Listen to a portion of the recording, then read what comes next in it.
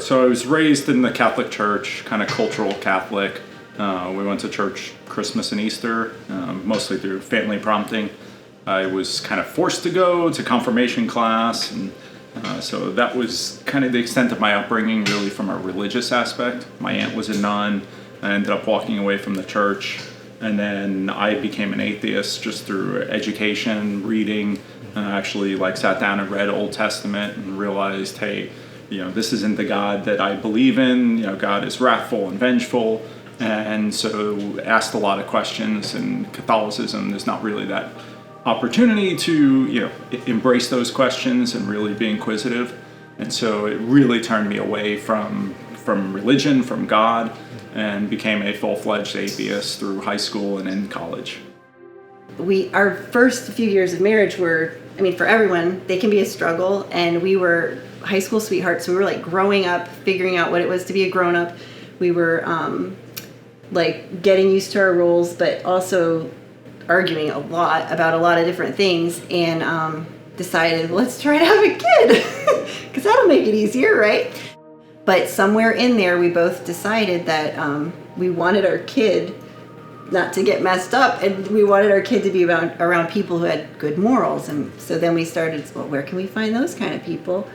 Well, I think it was, we had made the choice for ourselves, and it was, how do we make that, in good faith, how do we make that choice for our child or children?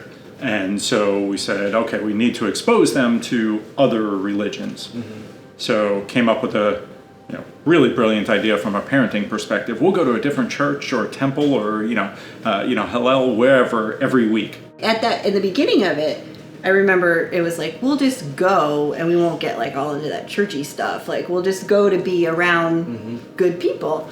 So we found ourselves attending more and more and on a weekly basis and finding, friendship and fellowship with other other parents, I guess we should say. Also, simultaneously, you started reading books, and he was out to prove, everybody wrong, basically, that there was no God. Christmas time. Yeah. We went to a Christmas pageant, and it's the story of Jesus. It's at the part of the crucifixion. I happen to look over, and he's crying, and I was okay, that's weird, but I just let it be. I didn't want to interrupt his moment. So didn't really talk about it after that. But then we were getting ready for bed that night, and he just starts sobbing, full on sobbing. And I was like, what is wrong? And he just, it still gives me chills. He's like, I just believe. And every bit of argumentative or doubt, it just was gone. And it seemed like that, but it had been back and forth for months, and years for that matter. And it was just boom. And I was oh my goodness, what just happened? And through seeing that, because again, completely selfish old John, that night turned into the complete opposite, where he put God first and then family and everything else, and he's way down on the bottom.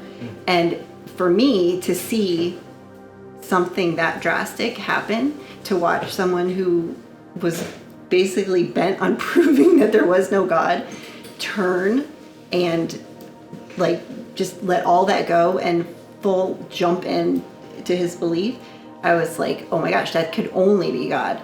So my shift from I know there's a God was I need to know more, and that's where we've evolved to, that he and I both seeking relationship with God. And because he then went on, and he'll tell you, to get saved and baptized, I reaffirmed my faith and was also baptized as an adult. But and now here we are living lives with God first and hoping, raising our 5 kids in that same way.